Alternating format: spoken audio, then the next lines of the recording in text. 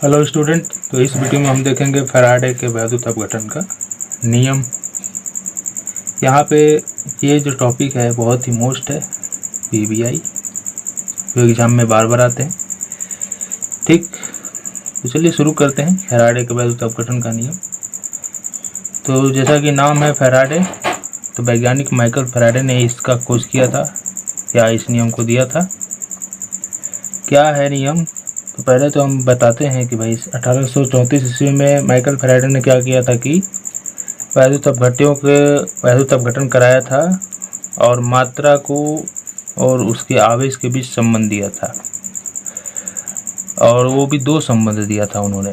ठीक, तो वो दोनों संबंध को ही वैद्युत अपघटन का नियम कहा जाता है। चाहे गलित अवस्था में लिया जाए वैद्युत अपघट्य या जलीय अवस्था में, दोनों के लिए दिया था उन्होंने।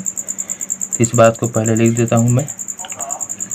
तो यहाँ पे हमने वही वाली बात लिख दी कि 1834 में माइकल फैराडे ने क्या किया था, वैद्युत अपघट्य लिया था, वो चाहे गलित हो या विलयन अवस्था में हो। गलित तो समझते हैं कि पिघली हुई अवस्था में, लेकिन विलयन का मतलब हो गया कि या तो जल के साथ होगा या किसी दूसरे विलायक के साथ, इसलिए यहाँ पे विलयन लिखा गया है। अब उसके वैद्युत अपघटन से होगा क्या कि जो भी नियम प्राप्त हुए उन्हें, उससे संबंधित जो भी नियम दिए, तो वो दो नियम दिए उन्होंने, उसी दोनों नियम को कहा जाता है वैद्युत अपघटन का नियम। पहला नियम क्या है उसको समझते हैं हम लोग। पहला नियम है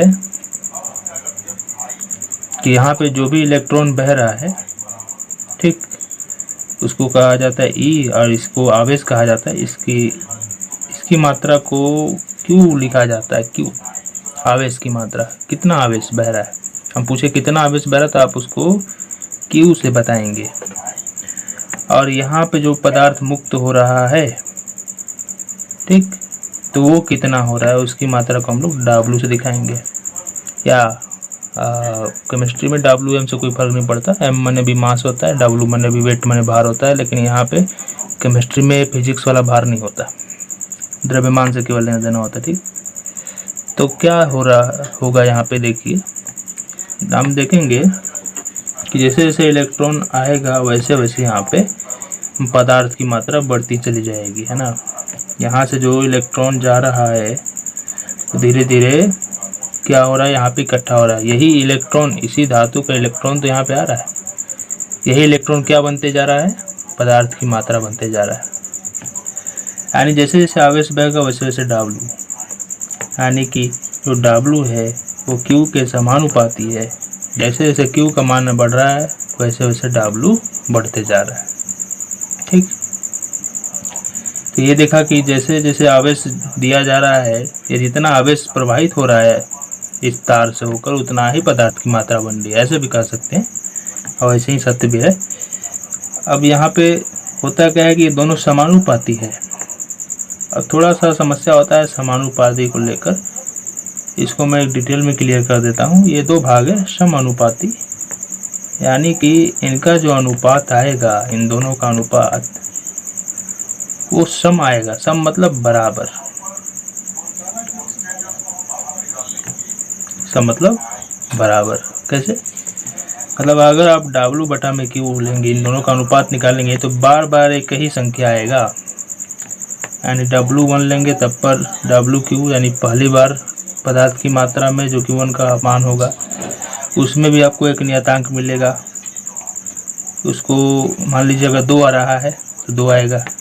W2 बटा में Q2 लीजिएगा तब पर भी 2 आएगा।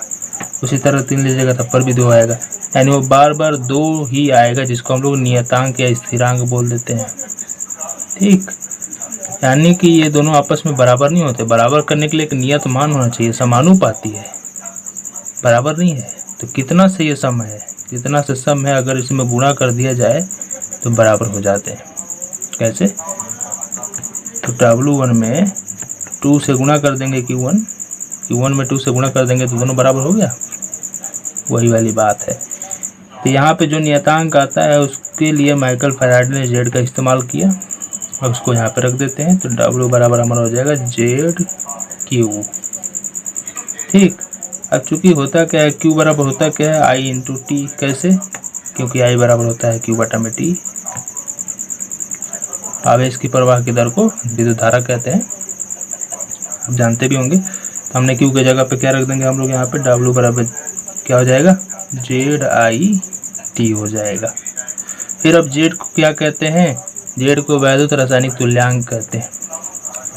वैद्युत रासायनिक तुल्यांक क्या होता है तो उसको भी देख लेते हैं।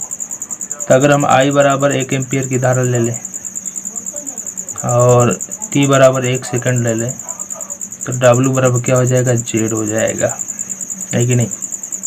I का मान 1, T का मान 1, यानी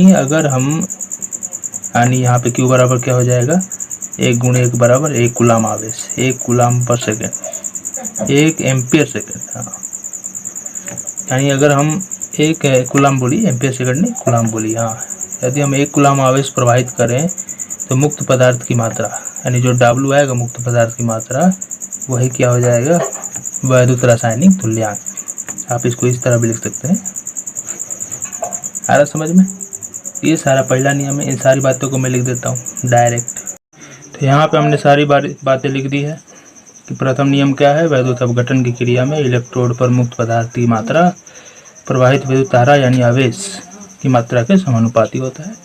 ये अभी मैंने समझाया आपको। जेड क्या है, वैद्युत रासायनिक तुल्यांक, इसकी परिभाषा जब I बराबर 1 एम्पियर, T बराबर 1 सेकेंड, तो Q बराबर 1 कूलाम, यानी 1 कूलाम विद्युत धारा प्रवाहित करने पर जो भी पदार्थ मुक्त होगा वही हो जाएगा रासायनिक तुल्यांक। ठीक, अब दूसरा नियम क्या है उसे देख लेते हैं हम लोग।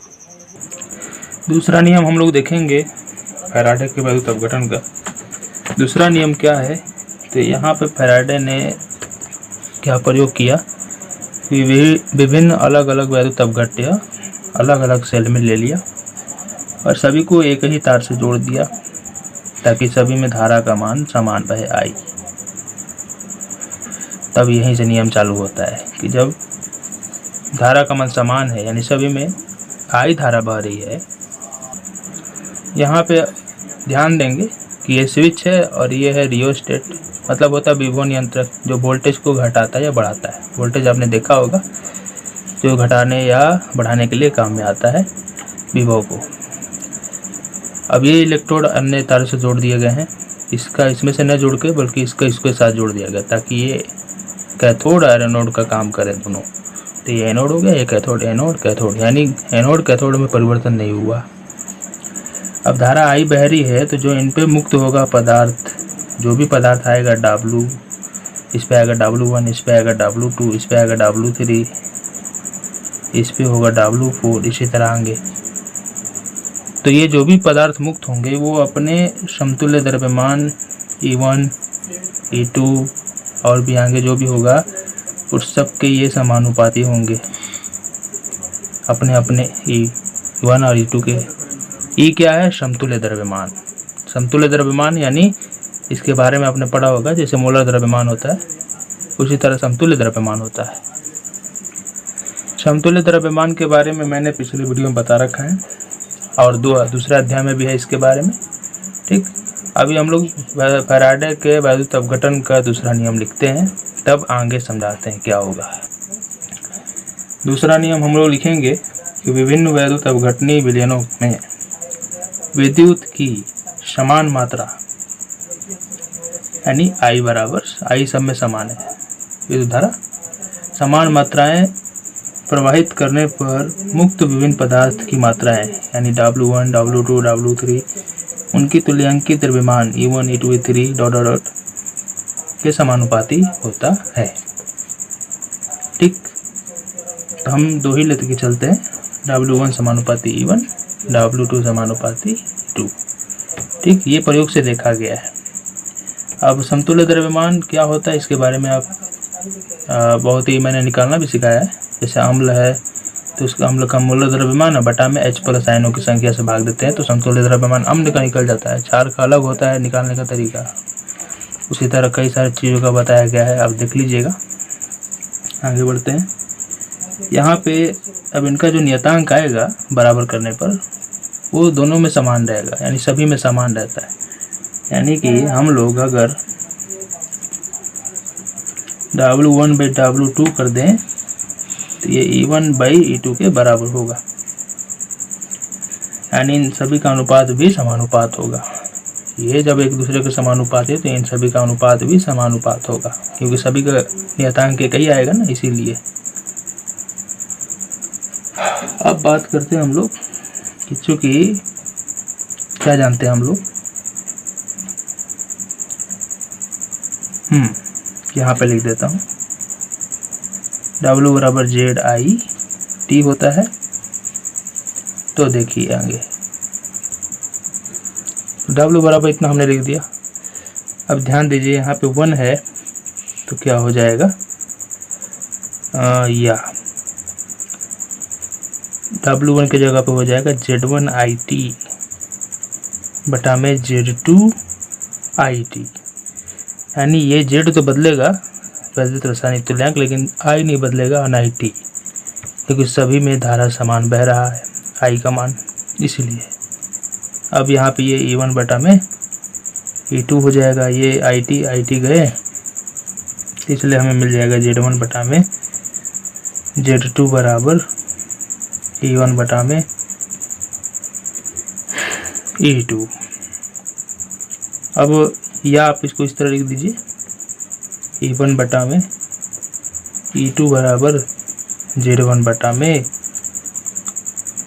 Z2, इसलिए हम लिख देंगे E समानुपाती Z। यानी कि उत्पन्न जो वैद्युत रासायनिक तुल्यांक होता है वो भी समतुल्य द्रव्यमान के समानुपाती होता है। सिद्ध हुआ। अब यहाँ पे हम या इसको क्या करेंगे, नियतांक लेंगे। तो यहाँ पे नियतांक आता है F इंटू Z, जहाँ F क्या है तो आप लोग जानते ही होंगे F क्या है, फैराडे नियतांक।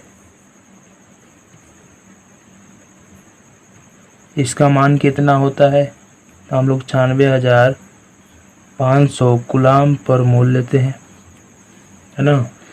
तो अब यहाँ पे F का मान रख देंगे तो आसानी से हमें मिल जाएगा। तो F बराबर लिख देंगे, या पहले हम लोग लिख लेते हैं कि Z बराबर E बटा में F, एक ये फॉर्मूला मिल गया। और यह लिख देंगे Z बराबर E बटा में 96,500 कूलाम, एक ये फॉर्मूला मिल गया। और जो प्रथम नियम है वो नियम क्या था, प्रथम नियम हम लोग का W बराबर ZIT, तो वहाँ पे भी इसको लगा सकते हैं। इसी प्रकार यहाँ पे भी लिख देते हैं, क्योंकि W बराबर होता है ZIT, तो हम इसलिए लिख देंगे W बराबर Z के जगह पे E बटा F, या हाँ E बटा F I इंटू IT।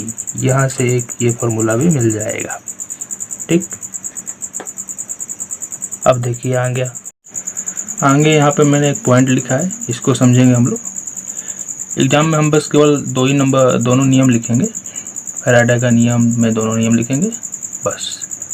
लेकिन यहाँ पे मैं थोड़ा सा अलग से और भी पॉइंट इससे संबंधित है कि ये ऑक्सीकरण हो या अपचयन हो, उसके लिए जो भी आवश्यक आवेश की मात्रा होती है या विद्युत आवेश की मात्रा, वो बता रहा है कि इलेक्ट्रोड अभिक्रिया के स्टोइकियोमेट्रिक पर निर्भर करता है। स्टोइकियोमेट्रिक क्या होता है, तो उस आयन या इलेक्ट्रॉन के आगे कितने संख्या लिखे गए हैं वही स्टोइकियोमेट्रिक होता है। जैसे बात कर लें,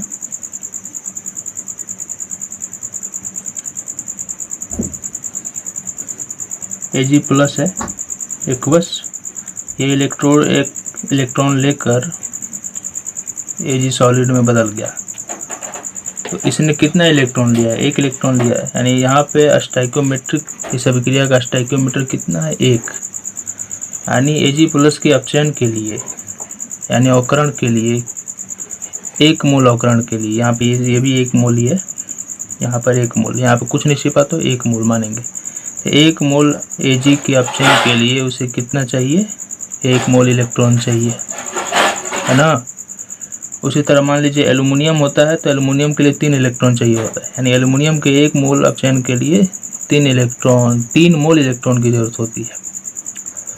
तो पहले इस बात को मैं लिख रहा हूँ, तो मैंने लिख दिया कि Ag+ के 1 मोल के अपचयन के लिए 1 मोल इलेक्ट्रॉन की जरूरत होती है। ठीक, अब बात है कि 1 मोल इलेक्ट्रॉन चाहिए तो कितना आवेश जा रहा है ना, हमें आवेश की मात्रा की गणना करना है इलेक्ट्रोड अभिक्रिया में। तो चूँकि हम लोग जानते हैं चूँकि एक इलेक्ट्रॉन ई पर कितना आवेश होता है, ई पर 1.6 × 10⁻, पूरा लिखेंगे 1.602 × 10⁻⁻19 कूलम, 1.6 भी बोल देते तो काम चल जाता है। एक इलेक्ट्रॉन पर इतना आवेश होता है, और लेकिन हमें तो 1 मोल इलेक्ट्रॉन पर निकालना है कुल आवेश की संख्या। तो 1 मोल, इसलिए हम लोग 1 मोल पर निकालेंगे। 1 मोल इलेक्ट्रॉन बराबर क्या हो जाएगा, तो 1 मोल में कितने कण होते हैं, 6.022 × 10⁻23 इलेक्ट्रॉन हो जाएंगे 1 मोल इलेक्ट्रॉन में।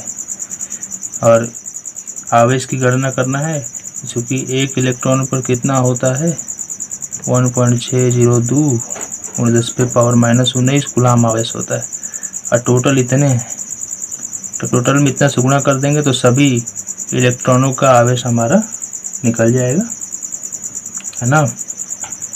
तो देखिए अब क्या करेंगे, ये हो गया टोटल कूलम, यहाँ पे कूलम लिख दीजिए, कूलम पर मोल, ये 1 मोल में है इलेक्ट्रॉन तो यहाँ पे पर मोल लिख देते हैं। अब देखिए गुणा करेंगे इसका हम लोग, तो ये आएगा 96,487 कूलम पर मोल, लेकिन इसको लगभग मान लिया जाता है, 96,500, ताकि हल करने में अच्छा रहे, कूलम पर मोल।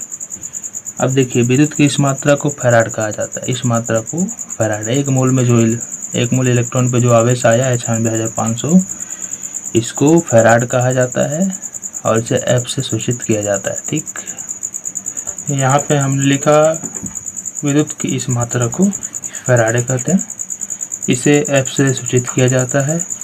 F बराबर हो गया 96,500 कूलम पर मोल, यानी कि हमने कितना मोल इलेक्ट्रॉन में निकाला, 1 मोल इलेक्ट्रॉन, इसलिए 1 मोल इलेक्ट्रॉन बराबर 1 फैराड हो जाएगा। उसी प्रकार मान लीजिए यहाँ पे Mg को अपचयित होने के लिए, यानी Mg के अपचयन के लिए 2 मोल इलेक्ट्रॉन की जरूरत होती है, यानी कि यहाँ पे 2 मोल इलेक्ट्रॉन की ज़रूरत है, तो उसे कितने आवेश की ज़रूरत है, 2 फैराड आवेश की ज़रूरत है। इसी प्रकार यहाँ पे इसको 3 मोल चाहिए होता है इलेक्ट्रॉन, तो यहाँ पे 3 मोल इलेक्ट्रॉन के लिए इसको कितना आवेश चाहिए, 3 फैराड। तो ये एग्ज़ाम में ऑब्जेक्टिव के काम आएंगे। ठीक, अब हम लोग आंकिक उदाहरण देख लेते हैं।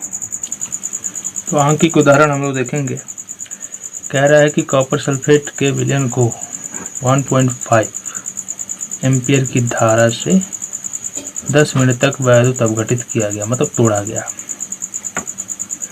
तो कॉपर जाएगा ना अपने इलेक्ट्रोड पर, और तो बता रहा है, कह रहा है कि कैथोड पर निक्षेपित कॉपर का द्रव्यमान क्या होगा, यानी हमको इसका W निकालना है।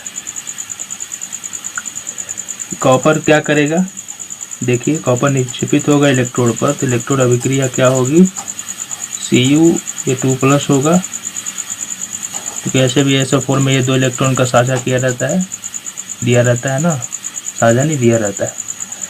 तो ये अपना 2 इलेक्ट्रॉन लेगा और कॉपर में बदल जाएगा।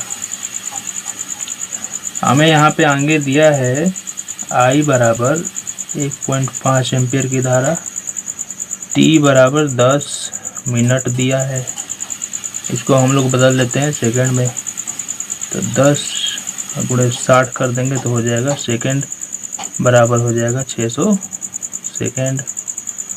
अब बात कर लेते हैं कि जब आई और टी का मान दे दिया तो इसलिए हमें क्यू बराबर हो जाएगा आई इंटू टी, यानी 1.5 गुणे 600।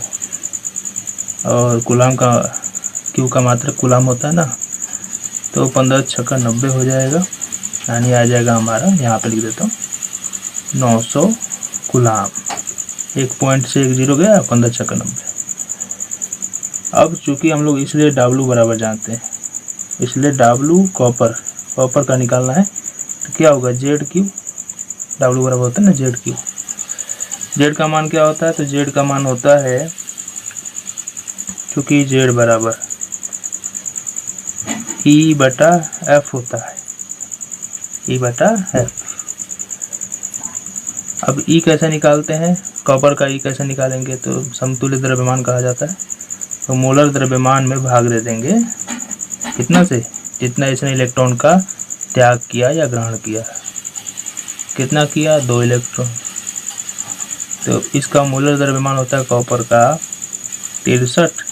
अब भाग कर देंगे 2 से, और एफ का मान होता है 96,500। ठीक, यहाँ पे इसका मात्रक हो जाएगा ग्राम पर मोल, इसका मात्रक कूलाम हो जाएगा, कूलाम पर मोल। अब देखिए इस मान को हम सेट करेंगे यहाँ पे, क्यू का मान यहाँ से रख लेंगे, यहाँ से, इसलिए हम लिखेंगे, इसलिए W बराबर क्या हो जाएगा, जेड का मान कितना है 63 बटा में 2 इंटू 96,500 है नीचे, और गुणे क्यू का मान कितना है 900 कूलाम। तो कूलाम देखिए, इसका कूलाम पर मोल होता है, तो कूलाम से कूलाम गया, मोल से पर मोल गया, ग्राम बचेगा केवल, तो ग्राम में आएगा आंसर। तो इसको भाग देने पर इसका गुणा कीजिए, आप इसको डायरेक्ट कटा दीजिए, यहाँ से 2 0 से 2 0 ऐसे ही कट जाएगा, और बचा 965। हम भाग करेंगे इसका इसमें, आप पहले डायरेक्ट गुणा कर लीजिए और तब इसे भाग कीजिए। तो देखिए हम इसका आंसर लिखते हैं, क्या होगा, इसका आंसर हो जाएगा 0.2938 ग्राम। ठीक, अब यहाँ पे कभी परीक्षा में तो वो भी क्या करते हैं, वो भी अपना डायरेक्ट आंसर देते हैं, वो भी मोबाइल से कटा के आंसर देते हैं 4 ऑप्शन। तो वहाँ पे ट्रिक रुक नहीं मैच करता, इसलिए हमें इसी में स्पीड बढ़ाने की ज़रूरत है, गुणा करने में, भाग करने के स्पीड को बढ़ाने की ज़रूरत है।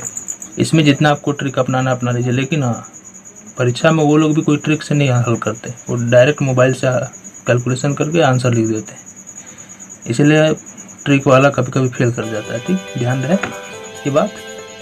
तो अगले वीडियो में हम लोग बैटरी के बारे में देखेंगे। ठीक, तो मिलते हैं अगले वीडियो में।